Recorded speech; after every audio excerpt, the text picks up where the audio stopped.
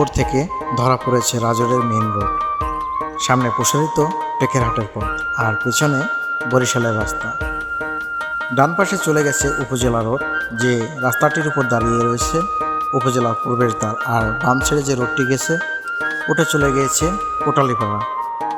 Camera ধীরে ধীরে ঘুরতেই চোখ পড়ে বাম পাশে সারি সারি কাউন্টার, যাত্রীদের আনাগোনা, ভিড়, প্রতিদিনের ব্যস্ততা। আর ডান দিকে কাঁচা বাজার, সবজির রং, মানুষের হাঁকডাক, চলমান জীবনের এক টুকরো ছবি। কয়েক সেকেন্ডের এই দৃশ্য, তবু এর ভিতর ধরা পড়েছে গাজরের পথঘাট, মানুষের চলাফেরা এবং প্রতিদিনের গল্প। তো আমাদের ভিডিওটি কেমন লাগলো অবশ্যই কমেন্ট করে জানাবেন। আসসালামু আলাইকুম।